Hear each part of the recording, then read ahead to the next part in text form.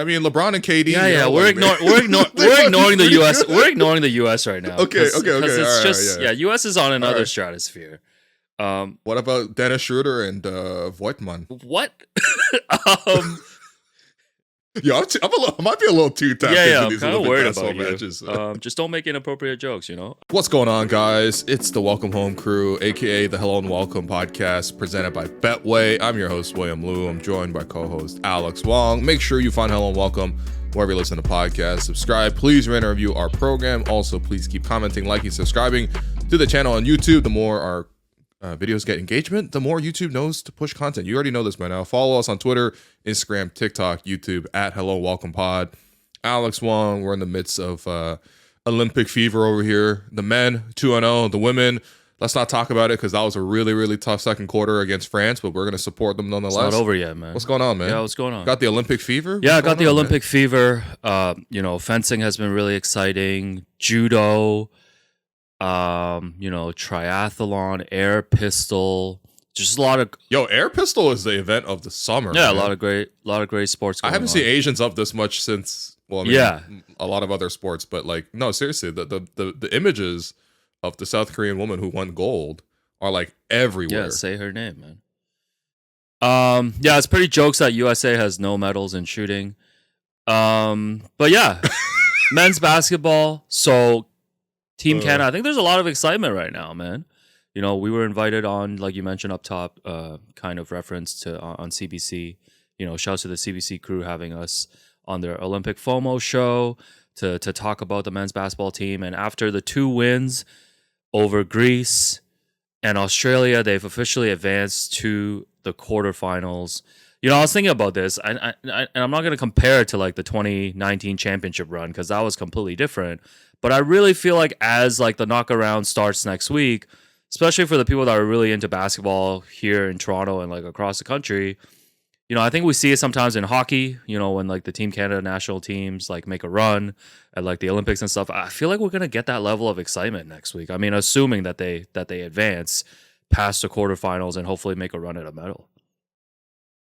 I'm hoping so. I mean, I always felt one of my only regrets of covering 2019, the finals, was like I was on the road for some pretty important moments, right? So obviously I was lucky to be at home for Game 7 against the Sixers because the Raptors were home. I was lucky to be home for Game 6 after they beat the Bucks. I still remember about an hour after all the media wrapped up, all the players tried to go out to Jurassic Park and like celebrate the Eastern Conference trophy with the fans, and they got out there and there was like everyone had gone by this point because like it was an hour afterward and they were off partying somewhere else. And then the 2019 Game 6 when they finally won in Oakland, that was in Oakland, so I wasn't on the ground getting to experience like what you guys got to experience. I remember calling you, Sahal, and Assad about just like what's the scene like in Toronto, like, you know what I mean? I just desperately wanted to know like how people were reacting. And I mean, you know, you were saying how like people were just outside all night kind of celebrating. It's one of those seminal moments of like, where were you as a Torontonian? Like, where were you when the 2019 championship was won? And the only other memories I have of that since coming to Canada are like, where were you when Sidney Crosby scored the goal? You know, see, that's not a memory for me. Was that a memory for you? What? I don't even remember what year that was, to be honest. No disrespect to the hockey fans. I think it was 2012. Okay. Jerome McGinley digs out the puck and then centers it to Sidney so Crosby. this is like a core memory for you. Oh yeah. I remember watching this on CBC, obviously, and everything like that. What is with all the CBC plug lately? What's your agenda, man? No TVO. No TVO this time. No, I remember like going out onto. I was watching at my parents' house. I mean, that's also where I lived. I was like, this guy was a bum. Okay, I was 20 years old. Why can't I live with my parents? Ramen noodles. And I ran out to our balcony, and we lived in like a townhouse complex, so there's like a lot of other balconies in a close area. And after the goal, I ran out there, and I just remember seeing like 7 of my neighbors out there also doing the same thing. You know, so I think those kind of moments, like really only like huge wins in sports can get you, and you need to feel that stress. You need to feel that relief when you finally win. And yeah, I would love for that to be the case here, you know? Like, I've already said many times, like, that's what I love about watching the World Cup or the Euros. Like, you get all these people together, and it's a moment to like celebrate in a really, really harmless and genuine way that, like, you're really proud to be from here. Like, I don't know, there's that many other things to like bring you together in that way. So yeah, I'm hoping. That's why we're trying to put together some live shows. Once again, where we are we are working on the logistics, but we'll announce when we have something. Yeah, so we got some watch party plans for the quarterfinals next Tuesday. The only wrinkle is that there's 4 different times where the games are going to be played, and 2 of them are very early in the morning. So yeah, y'all trying to wake up at 5 a.m. to watch. Yeah, if you want to have a sicko 5 a.m. watch party, just just DM me and I'll just send you like Will's address or something. That's not even a watch party. That's a sleepover at that point. It's a sleepover. What are we gonna do? Play Smash Bros until then? Yeah, so hopefully if Canada plays at 12, I believe, or 3:30, I'm assuming USA is gonna get the 3:30 primetime slot. So really, I think the noon slot is the only one. But listen, we're gonna talk about the Spain game that's coming up later this week. Talk about Canada's performance so far, but with them advancing to the quarterfinals, I think people are probably interested too in like how the knockout stage works and the seeding. Because I think the main thing, if you want Canada to medal, is to basically avoid the U.S. as long as possible. I don't know if you agree with that. Yeah, I agree. Because let's be clear, even though Canada beat U.S. in the bronze medal game last year, they beat like Josh Hart and Mikal Bridges. All right, like this is a different squad. They beat you. Tell me they beat they the beat Knicks? the Nova Knicks. Okay. Because Jalen Brunson. Oh my god! Yeah, Brandon Ingram warming up in the bullpen. Steve Kerr wouldn't play him. Hey, USA, don't you wish you had the Knicks? Yeah, but listen, so basically, I think the easiest way to explain it is if Canada beats Spain on Friday, they finish 3-0, they'll finish top of their group. And if they finish better than the Group B winner, which is either going to be France or Germany, they will avoid the US until the finals. Because basically, they will be the second best team. This is assuming that the US finishes as the top overall team in group play, which I'm going to assume that. I mean, we'll see. They're playing later today as of against South Sudan, who almost upset them in exhibition.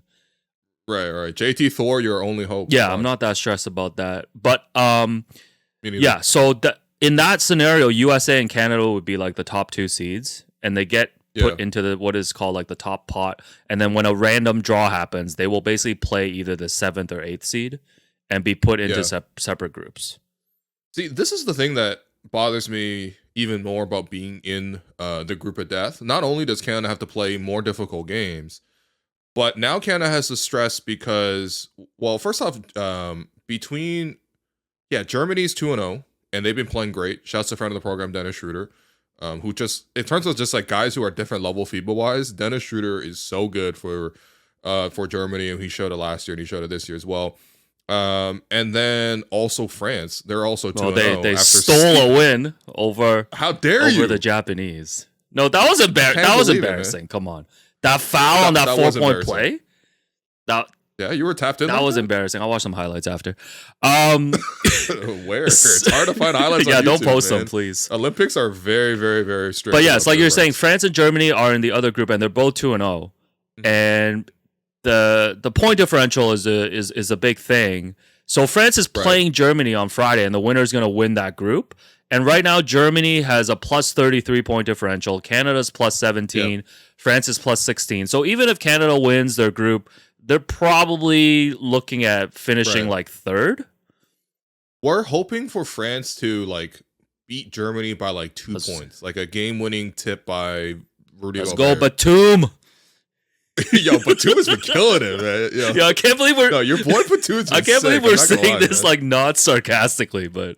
Yeah, the funniest thing about you buying that Clippers Batum jersey is he went back to the back, Clippers, baby. so you could keep wearing it. It's back, baby, with a Bumble patch too, man. Hope they're still the sponsor.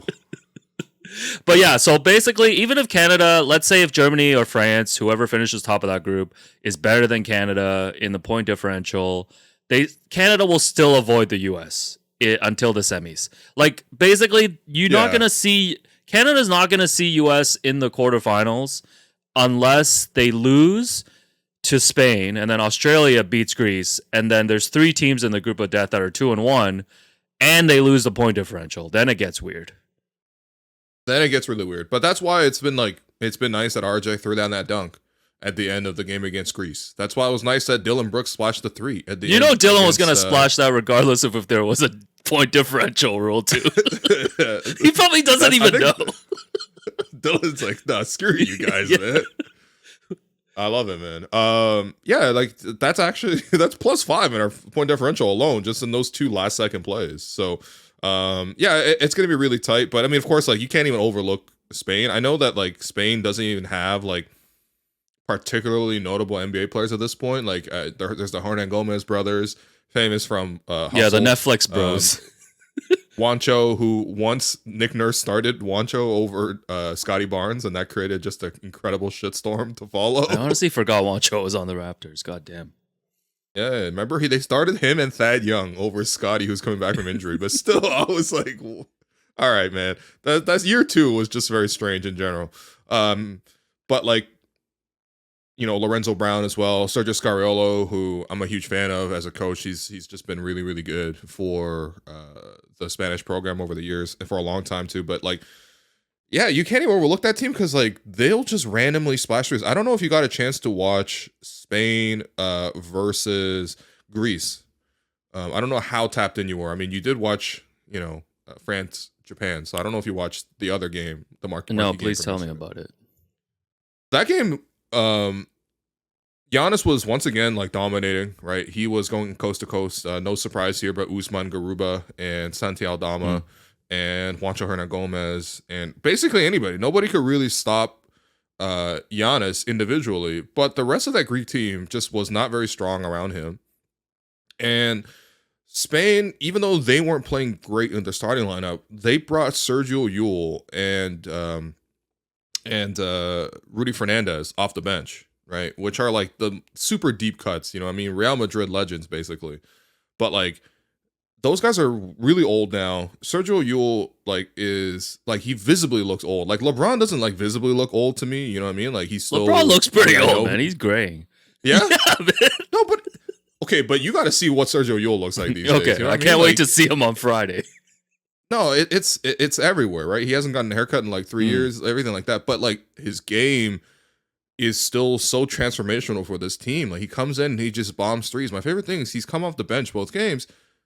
He's taken 21 threes in 2 games off the bench. Who does he think he is, man? Summer League Javon Freeman Liberty? Now JFL wishes he could be as good as Sergio Llull. Okay, so your scouting report for Spain started. You're telling me Llull is an X factor, not even an X factor. He's a main man. No, he's the main man, but he comes off the bench. Yeah. And then Rudy Fernandez was also like they were just hitting the most ridiculous threes from the top of the floor. I think Spain probably finished above 50% from 3, and they shot at I don't know at least 35 of those. And that's what ultimately got them past Greece, who.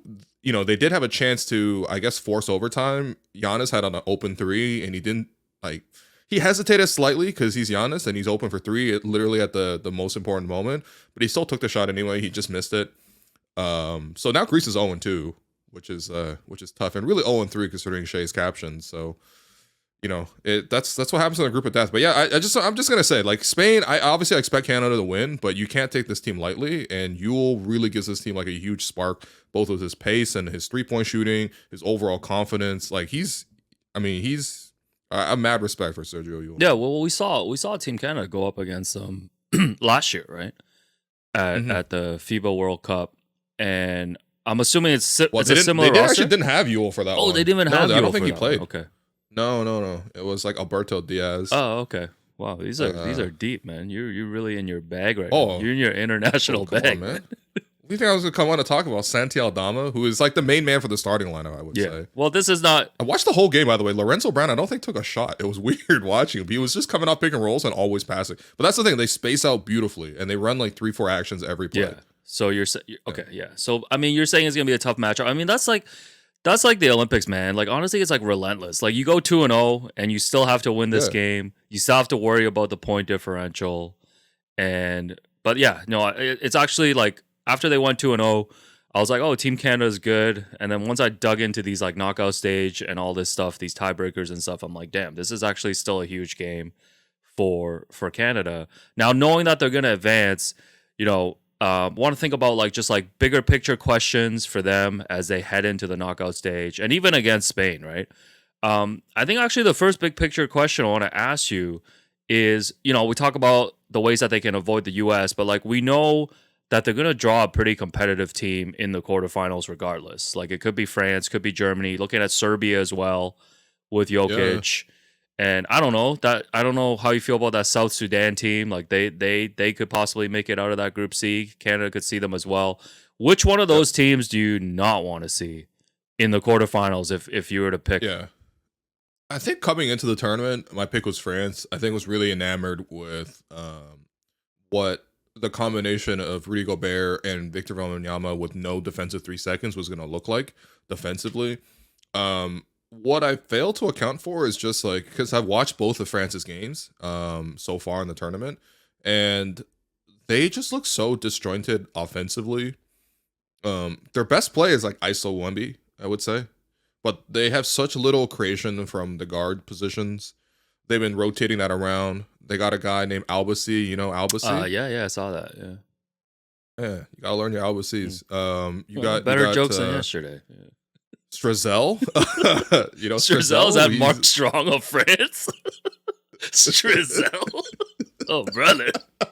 Representing We the North. OUI. This guy brings humor and perspective. Yeah. They got Strazel, man. I can't believe they have Strazel, man. Does he have Olympic FOMO? Oh, God. But you're saying their guards are not that great. No, and then Evan Fournier. I mean, obviously Batum is pretty important. They'll probably, if Canada plays up against them, he'll probably be the guy that's guarding Shea. He's already playing a huge role. I do feel like he's too old to play this many minutes this heavily. But then again, it's also like they're in France. But yeah, the reason they've had such tight results, right? Like they were down in the first game, and they had to sort of scrap and claw their way back. They miraculously got past France or got past Japan in overtime. And that's in a game where Rui gets ejected, and they still get a really, really lucky call to even allow them to get to overtime in the first place. So, I'm no longer so high on France. Germany just continues to steamroll teams, but I also don't think they've had like the strongest path so far. But I do really respect Germany. And then Serbia still really worries me.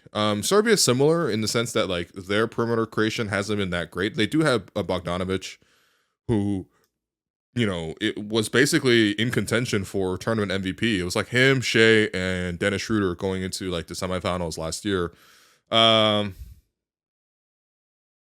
and then Abramovich is like really good at pressing the ball, number 30. LeBron complimented him after the game. He's like, "Yo, man, always knew you were a baller." When I saw him in Serbia when he was 6. Maverick Carter Mav sent me this clip. I told him, I'm like, yo, we're going to see him in Paris, man. I told him, I'm like, yo, Paris is going to get the Olympics in 2024. I told him I'm going to be the flag bearer. I told him, I saw Coco Gauff. I'm like, yo, watch out. Like, we're both going to be carrying the flag. No, the funny thing with LeBron now is like he's 40, but like these guys he's talking about are like 25. Like Scotty, that's the thing. He's like, yeah, I saw Scotty as a 6-year-old. I'm like, all right, man. By the way, new LeBron nickname dropped, Captain L'America. I kind of like that. I'm with it. Yeah, because he gives Captain America vibes. You know what I mean? Like, he's not like the most compelling player for me on Team USA. I would say like KD's been more compelling. The fact that he just rolls out of bed and he's like, all right, here you go. Here's 8 for 8 from deep, basically. And then Steph and Embiid's been really fun to sort of like joke about and just, I mean, he's been terrible.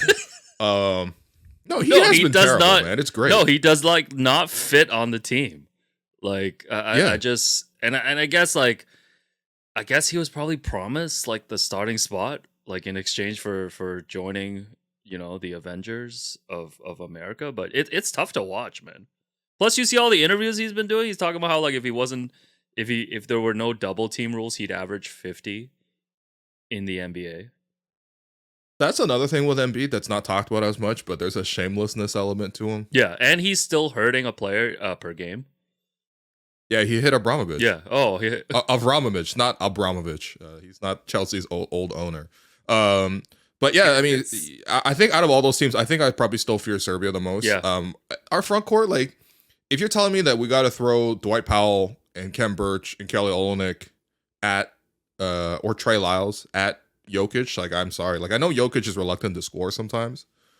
Uh but that worries me a lot. Yeah. But I mean, I don't know though. Like they don't really have an answer for Shea either. I mean, Abramovich like did a really good job against Shea last year, but I do think that that's a bit of more of a one-off. Like I don't think that he did anything that like Shea can't handle. Well, I think the thing with Canada right now, if you were to feel really positive, and you should, it's like, you know, you look on the flip side, everybody wants to talk about their big man rotation, but yeah, like you mentioned, like Shea and RJ arguably have been like the best duel like in this tournament, just with the way that they've carried the team, I feel like.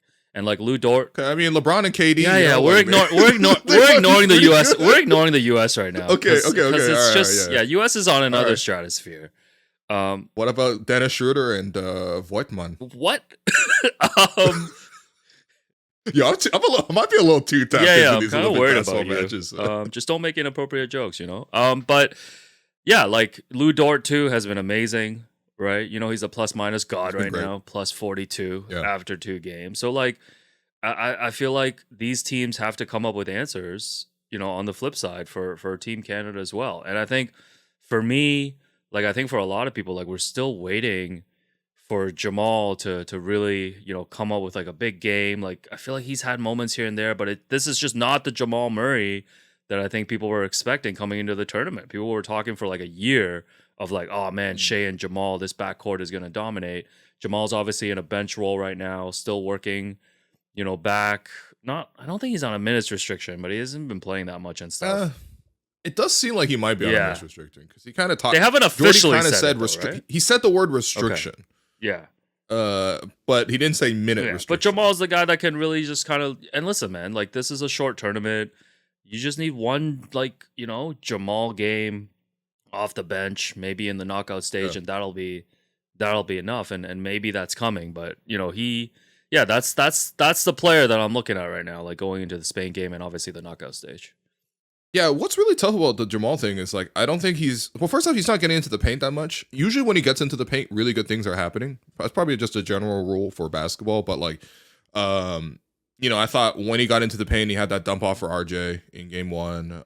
When he got into the paint, he hit a little short jumper.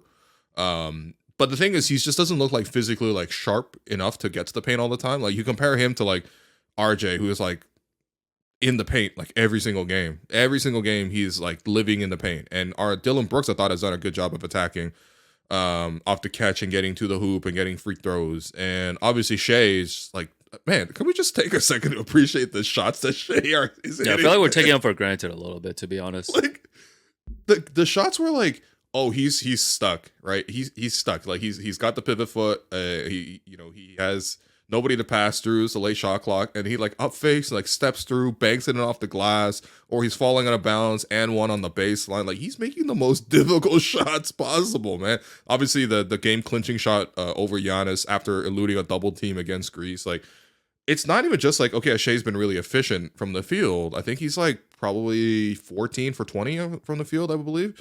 But like, it's the fact that these are 14 of the hardest shots that you can see anybody make. But I think with Jamal, like, because he's not getting to the paint as much physically, you're basically relying on him to like make a smattering of miracle shots, like jumpers. And it's like really, really hard to get your game off completely like that, right? Like if you're gonna take hard shots, you're probably gonna end up being inefficient. There's a couple of things you might say, like I don't feel like he's got particularly good chemistry with the second unit just yet, or vice versa. Like I don't think those guys really know how to play off of Jamal. He doesn't necessarily have a great pick and roll partner. Obviously, he has to play off of Jokic, but I don't want to say like all of Jamal's success is just based off Jokic. Like I think there's certain players you can say that about, like Aaron Gordon, for example. I feel like is very Jokic dependent. But like, yeah, I don't feel necessarily the same way about Jamal. Like there's lots of games in Denver, for example, where Jamal's asked to lead the second unit while Jokic is sitting on the bench and resting. And yeah, I mean, I don't know. I think Jamal's kind of in a similar role here. Right? Like the starting lineup, has Shea and RJ and Dylan and Lou Dort, and I don't worry about the starting lineup whatsoever unless they get into foul trouble. It's just you need Jamal to be like good off the bench against most opposition. Team USA, you need everybody at their very best, right? Like, but against everyone else, you just need Jamal to be good. And like a good Jamal game would be like he goes 4 of 9 from the field, makes, 2 threes, and has like 5 assists, and defends his position decently enough. Yeah, well, we saw him. Like I don't want to lower the expectations on a guy who's like all-star caliber, but like that's what I need from him right now. I don't need like 25 points from Jamal. And if you get it, then you're thrilled, and you're definitely winning the game, but I just don't know if he has that in him right now. Yeah, well, listen, man. I'm just saying, like, this ain't no like 82 game schedule, all that stuff. Like, I just need one crazy game from Jamal, man, and that'll be. But what's a crazy game? It's from just Jamal kind of just him. Like, it's just kind of like you mentioned though. Like, it's just him hitting like it's just him hitting like crazy shots and stuff. Like coming off the bench, giving them something like, because I feel like I don't know, man. Like Nikhil and even like friend of the program Andrew Nemhard, like they haven't been shooting it that great. Like the starters have been really good. They're just not creating, man. They're just not creating. They're not getting downhill. And that's the thing. Even an injured or diminished version of Jamal is still way more capable of creating than those two other guys. Yeah. Sorry, I got distracted. I was looking up because we were talking about how USA had the Nova Knicks last year. I'm just looking up their roster, man. They had Cam Johnson there.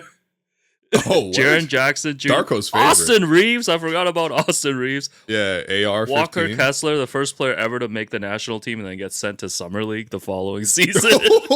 Yo, that actually might be. Once again, I'm not. This guy was playing in this Utah Summer League. I'm not trying to be a downer, but like people that are like, oh, Canada beat USA last year. Like, check the roster.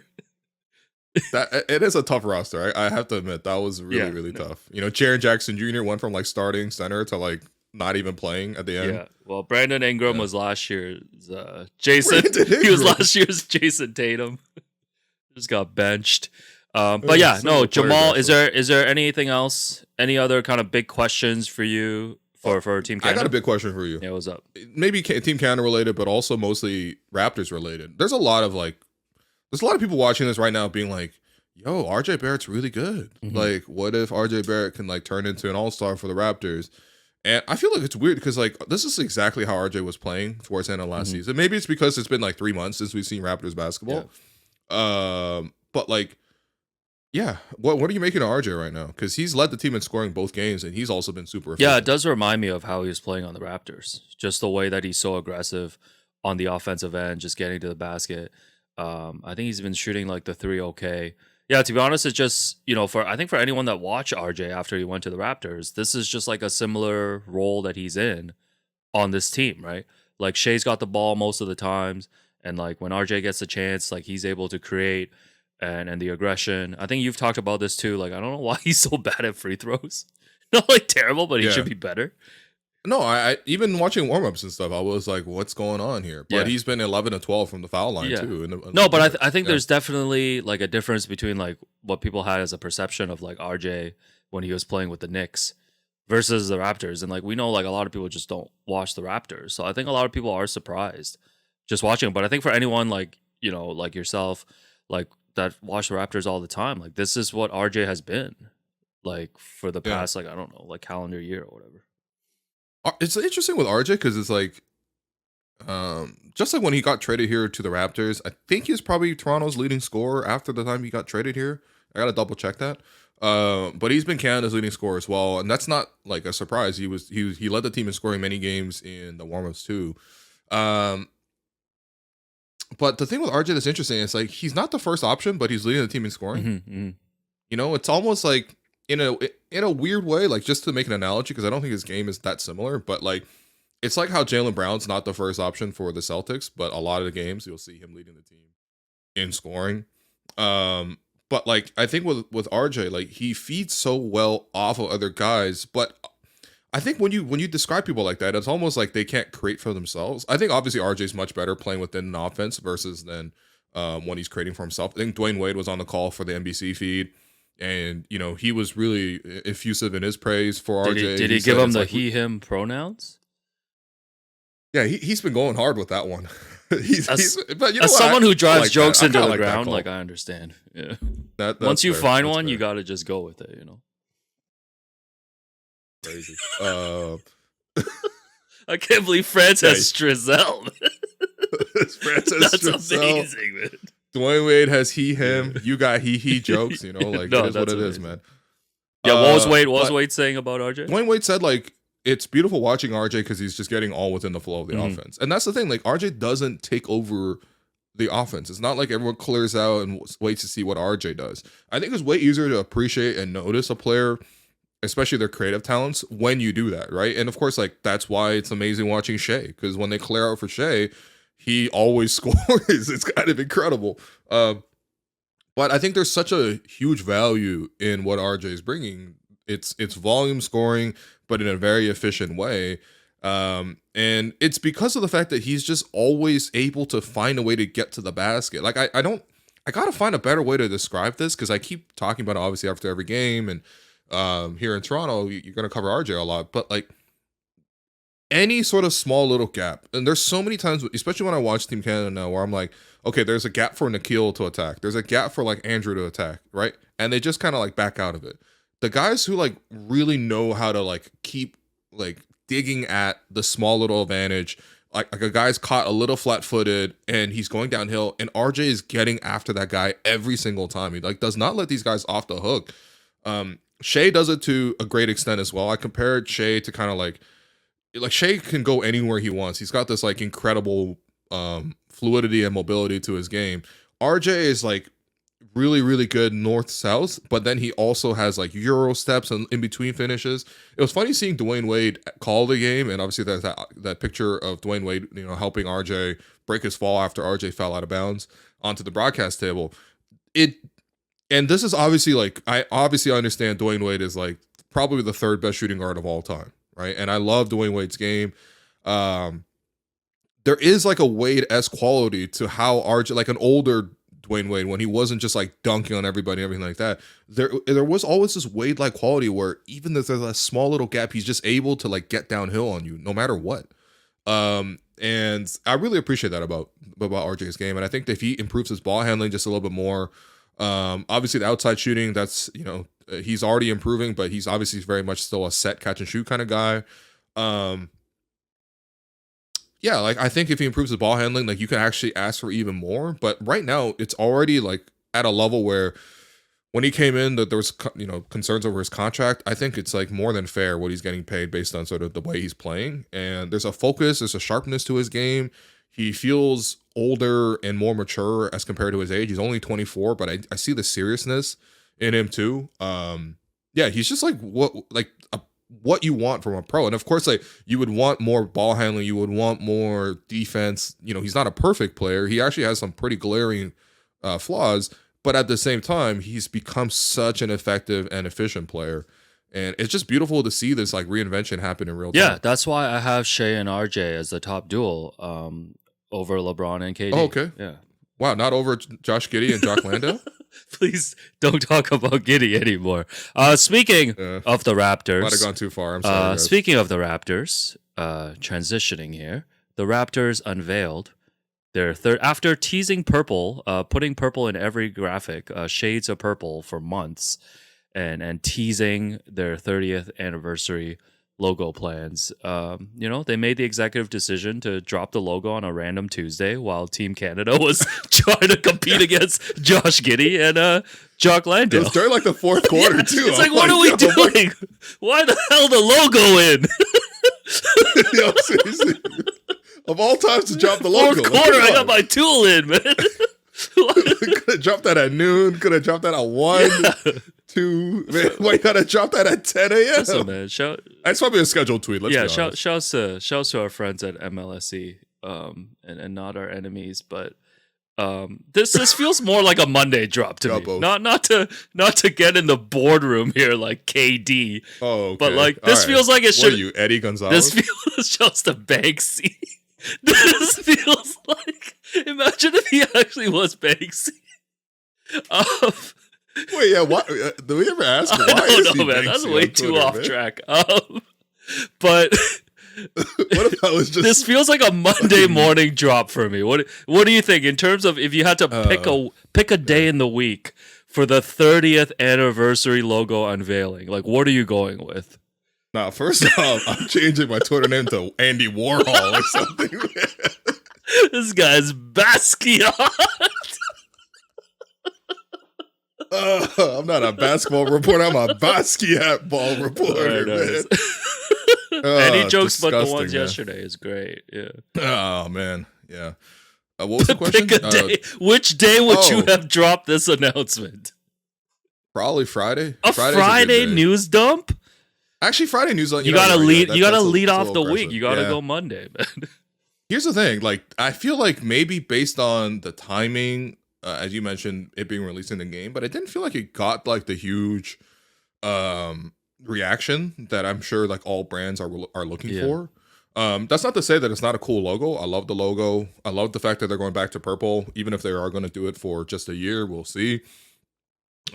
It's really cool. Like, I would love to see them bring back lots of jerseys. It might be an effort like across the board. It feels like, because I think I was listening to Podcast P. I listened to most of my pods, so I was like, all right, I guess I'll tap on this podcast. I'm not gonna lie, it's been falling off recently. Late July, early August is tough for just like having pods to listen to. Everybody's that's a classic Podcast P moment. Yeah, that's So Tyrese Maxey was on. I actually really like hearing from Tyrese. He's like really, he's very bright and positive when he plays, and he sounds that way too.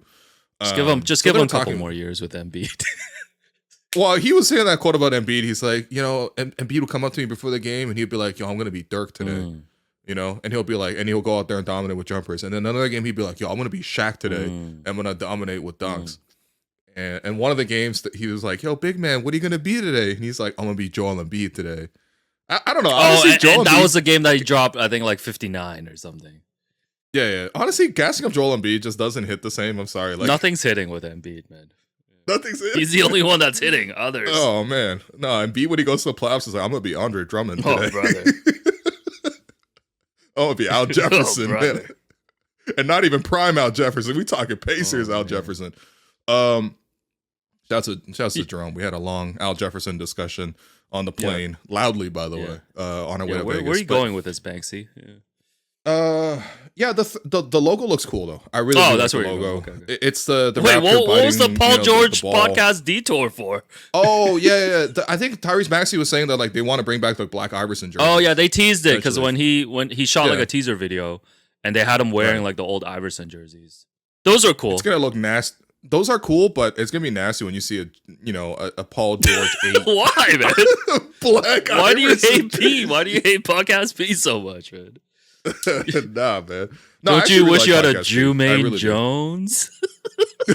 They would actually love a Jermaine Jones with that group. Yeah, no. I guess that's Kelly Oubre for Oh them. man, basically. but yeah, they introduced Raptors, dropped the logo. I think you referencing the fact. But where's the jersey though? Let me see the jersey. Well, I mean, it'd be pretty hilarious if they dropped that in the middle on a random Tuesday in late July. Let's pick a good day. Yeah, Monday morning. Really appreciate Monday morning it. quarterback. Yeah, drop that on Monday. Let's like show like the players wearing the jerseys. I think that's going to be a media day type thing, right? Or even later. No, media day is not a good day for this because there's like everybody's dropping news on media day. It's literally the jerseys are going to come. It's got to be. It's like you got to clear out. You know what I mean? Yeah. And I don't want it just a jersey of like, just like pictures of the jersey because everyone always looks at a flat jersey and it looks boring, right? I want to see it on the players. I want to see it on Scotty. I want to see it on like Vince Carter. I want to see it on like former Raptors. Like if you, I mean, I was gonna say I want to see it on Chris Bosh, but Oh yeah. Where my Chris Bosh stands at, man? Let me. Yeah, let me hear from if you're you a Chris guys. Bosh stan, let us know, man. Did you? What did you enjoy? What happened? Yeah. No, show us a Bosh. Bosh gets too much hate, but we can save that for another Bosh day. does get too much hate, but you know. Let's save that for another day. No, you want to see the jerseys? Well, we saw RJ. Yeah. They ended that last open gym episode of the season with RJ like wearing a throwback, right? So you want to see something like that with the new jersey. But that's clearly him wearing the throwback. Like I want to see them wearing like the updated jerseys. Yeah. Well, I think to your point of why there wasn't like a lot of excitement is just I think people knew that this was coming, right? Like they've been very open about teasing it. And I think like you mentioned, the logo's cool. It's got the Raptor claw, it's got obviously the purple references, but like you said, I think people want to see like what's actually going to happen like with the jerseys and stuff. And the Raptors also just basically announced like, number one, they're going to be launching, a City Edition uniform, which you assume is going to be, the purple throwback. And of course, they're going to be celebrating Vince Carter this year, although I believe the Brooklyn Nets are going to retire his jersey first. So they Joe Tsai scooped the Raptors on that one. And I think that might have caught the Raptors by yeah, surprise. and then there's going to be game nights honoring different decades of Raptors basketball. Sources Ooh, sources 90s sources tell me that players like Damon Stoudemire and others from the first year have already been contacted. So not to drop a bomb here in the 44th minute of a pod. Yeah, another Wong bomb. Wow, surprise! Surprise! Raptors are gonna bring back their first ever Rookie of the Year for the 30th. Who's your source, Mr. Prehistoric Writer? Hoop Central, you better tag me when you aggregate this. Yeah, man, you're getting basketball on X at most, man. You're not getting Hoop Central. Yeah. Who was the one who aggregated your Ulrich Chomche stuff? Because that one went. I thought you were going to say the Josh Giddey thing, man. I was hoping that would go under the wire. Please stop mentioning that, man. By the way, that was a solo pod by him. Oh, was Shamshay? Yeah, it was, to be clear. Shamshay was Hoop Central. Yeah. No, that was a cool story. No, but yeah, no, it's gonna be exciting, and not to say this like facetiously, but like the Raptors might kind of need this as like a distraction next season if the team's not winning a lot of games. Like you got to drum up the excitement. I don't want distraction. Not like a distraction, but like it'll be nice for the fans. Like it'll be nice for the fans, whether they're good or bad. Raptor fans, especially like if we're celebrating 30 years of like anniversary of the Raptors being in existence, like let's be honest, man, like 15 of those were ass. Yeah. Like at least 18, 15, yeah. maybe 18, like 18. Yeah, 18. Like close to damn near 20 of those were terrible. Yeah. So like, especially longtime Raptor fans, like the reason to celebrate is because we've been around for so long, because we've celebrated for so long, because we followed so many iterations. And I would say I wasn't around for 95. I wasn't even around for Vince. So like, like I was there for like 2004 onward. So like the last 20 years or so. But like, I think you deserve to be celebrated regardless. Like it's your birthday, man. Basically, it's like this is like the Raptors' birthday this year.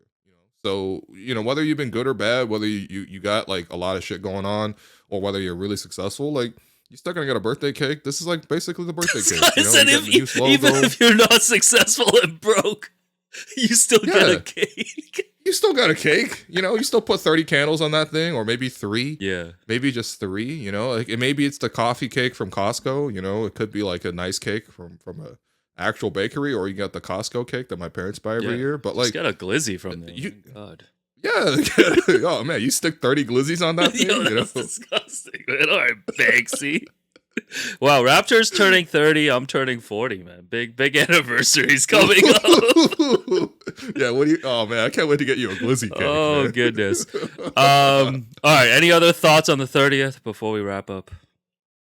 No, man. Give me what do you want to like? What do you want to see, man? What do you want to see? Pick either it's like a player or something. What do you want to see, man? Don't say Amir Johnson, man. I'm tired of this. And don't say Dwight Bucks. I want to see Dwight Bikes. Dwight Bucks is crazy. I said Milwaukee. You called him Canadian Tire money. Dwight Bucks. Where can I spend Dwight Bucks? It's the exchange rate on Dwight, man. Still a great story, man. Check out the Vegas Banter Pod. I mean, we won't see, man. Just say Amir, man. I think I want to see like I want to see like a former Raptor brought back every game. I mean, like so there's 41 home games. Some intern at MLSE just quit, man.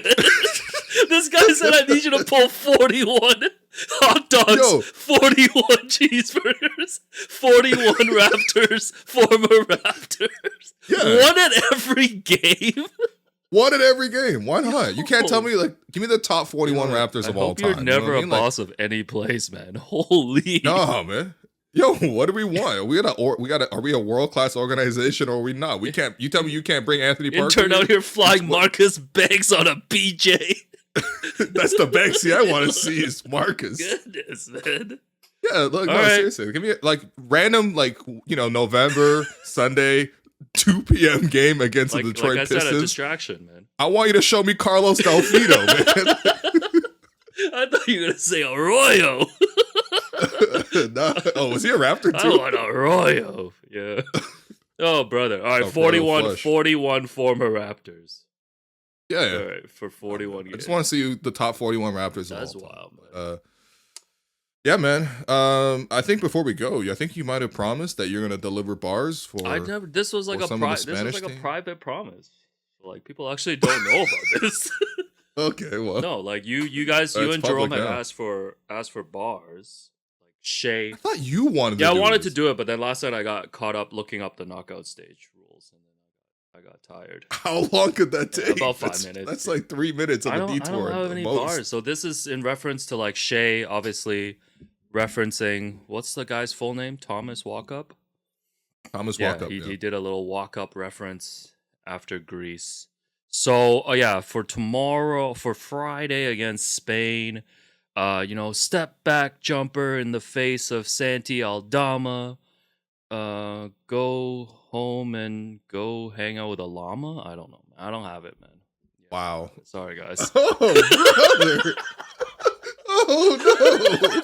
Oh no. Sorry, guys. Yo, mama was right there. No, I don't want. What happened to your No, mama? man. After it's been a week of inappropriate jokes. I'm trying to get us back on track. Right. Yo, sorry, guys. The Lethal Weapon is over, man. Goodness, man. It wasn't lethal at all, man. give me some time on that, man. This guy, the Trump shooter in terms of lethal weapons, man. What about Sergio? How do you say his last name again? Yule. Yule. Oh, that one's tough too. All right, give me 48 hours, guys. All I'll get right, on it. fine. You know what? Because we're gonna go live, obviously, after the Spain game anyway. I have to Friday. come up with something. Okay, yeah. Only if they win, though. Get ready. All right. Don't just be in bed looking at YouTube. All right. Be ready on camera with the microphone. Yeah. And after I recap, Only if they win, though. You, all right. Okay. All right. Fine. If they win, I'm gonna need 3 player bars from you. I'm gonna need. I'm sure I could come up with some bars. Netflix hustle or something like that. Yeah. With the Hernan Gomez. By the way, Ball Don't Stop Run happening. Oh, yo. On yes, Thursday. Please let people know the location, Will. TMU? Yeah, TMU. If you go to balldon'tstop.com, you can still buy general admission tickets. Courtside tickets are sold out, guys. Bones Highland of the Los Angeles Clippers third unit is going to be there. Okay. You have to Chris say that. Boucher, our friend of the program, Chris Boucher, will be there.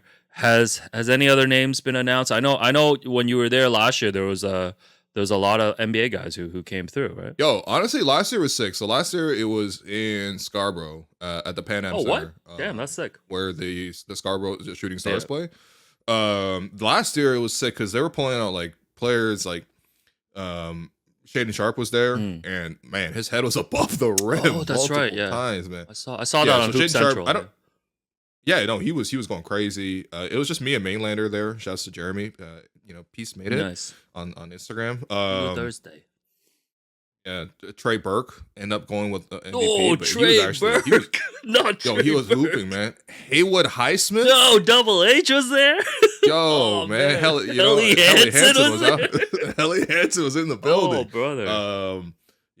Who else was there last year? Kenny Lofton Jr. was there. Oh, man. KL2? Oh, man. And the year before that, we also went. The two of us went for that one. And Scotty Barnes was in this that was when one. Malachi Flynn allegedly scored like how many points, right? Bro, Malachi, I'm not even kidding. I think Malachi scored like 60 at least. Well, we have video of that and not Will Chamberlain scoring 100 is all I'm saying.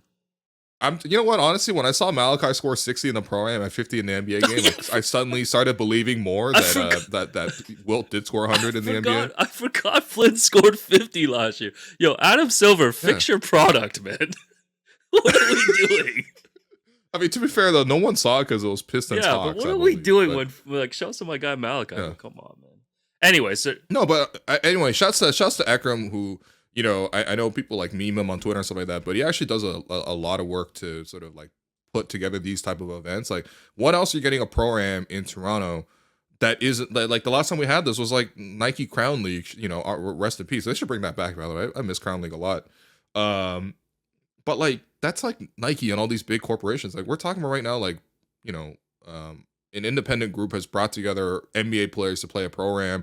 It's priced at a really reasonable level. Like you can really go and get to see some players. And yeah, I mean, like obviously there'll be more announcements. It's obviously hard to like tie in NBA players to anything, but there will be more players. He's brought out Peyton Pritchard before. When he's over in Seattle. Yo, you told me you wouldn't love to see Peyton honestly, Pritchard? I would geek out if I saw Peyton Pritchard. That's what I'm saying. Like, and it's just a great time. So, and he puts on youth groups as well too. Thursday. go get tickets. Just ball don't stop. Like whether that's on Twitter or Instagram, you'll find his stuff. Yeah, go to the Ball Don't Stop Um, website. The tickets are there. It's actually a really good time. We've been to the last two, and looking forward to going to the next one. It's on Thursday, so you can get your tickets now. But Yeah, seriously, and shout outs to people who've obviously been tapping into the React Pod, especially like the live audience. It's been super cool seeing just the engagement in the chats and stuff. And shout out to all the people who's been tossing money at will. I like this. Yeah, man. keep tossing that money. And What is this? The Jing An Temple? oh my god! And if you want to keep supporting us, you can also, people have asked about merch. Like the hat that I'm wearing. You see Will wearing the hat as well sometimes. So go to hellowelcome.show and click on the shop link at the top. You can check out hats, t-shirts, things like that. Super cool to see some listeners pick up the merch, wear it, and all that stuff. That's the Clayton PEI, man. Oh yeah, we got hello and welcome representation on at least 2 provinces. Yeah, no, let's get to all 10 provinces. And then yeah, we'll work on let's the 3 get to all 10. territories, Let's get 41 Raptors at 41 games. You be making rush hour level Chelsea Clinton demands, man. Like, what's going on, man? Lastly, Jerome, we're wrapping up, I promise. Lastly, just, I know you recorded the final episode of, the Scores Pound the Rock podcast with Joe Cash and Joe Wolfond this week. Listen, I know we've had Cash and Wolfond on the show, different iterations of the show, and we always do mention Pound the Rock, but I really do want to shout them out. I think you mentioned it's 6 years, right? 6 years that they've done the podcast? 6 seasons? I think 7. I think 7 seasons. And listen, that's always been my go-to, NBA podcast. I really respect what Cash and Wolfond do, and the insights and the camaraderie and everything that they provide. So just want to give them one more shout out here. Obviously, we'll continue to follow their work, but we'll really miss Pound the Rock. Absolutely, man. I was already on, so I said a lot of my piece there. But I honestly, like, we've done this long enough now that we've been part of multiple shows, and sometimes it's like we've been the ones to launch those shows. And I always just like after I leave, like I still feel this kinship to all those programs, and I just want them to succeed, and I want whoever else takes over for those programs, whether it was at Raps Republic or Raptors Over Everything at Yahoo, which is obviously now gone because Yahoo folded, which is really sad. Whatever happens with the Raptor show in the future, like, I want all these programs to succeed. I always feel this like strong kinship to them, and I think that Cash and Wolfond are like a great example of like, I mean, we all knew it. Like, I'm not trying to take any credit for that whatsoever because it wasn't me, but even just being able to like push for and create those platforms and for those things to just keep going, it's a really beautiful thing. So I'm always rooting for all the programs that we used to be on. And I know you were kind of like unofficial, like sit in the corner. Like we called you PJ Tucker. Yeah, so the story is I when I was at the Score and they would record in the studio, this is when Will was still there with the two of them. I would just want to listen live because I was such a fan, He would just sit in the corner. What are you doing, man? But you did pop on a couple episodes, though. So. Yeah, and I've received a fan shout out before on Pound the Rock, so that's how diehard I am. So no, shouts to the guys, man. All right, that's it, man. Tap into the React Pod on Friday. Follow Hello Welcome Pod everywhere. We will keep you updated on our watch party plans if they come to fruition next week. We're trying to make it happen. We're trying to make it happen, but it's hard to convince businesses to open at 5 a.m. No, we're not doing a watch party at 5. Okay, yeah, 11 o'clock and 3 p.m. Well, those are the prime time slots. But appreciate everyone for watching. Listen, subscribe, rate, review, whatever you need to do. Yeah, this has been the Hello and Welcome podcast presented by Betway.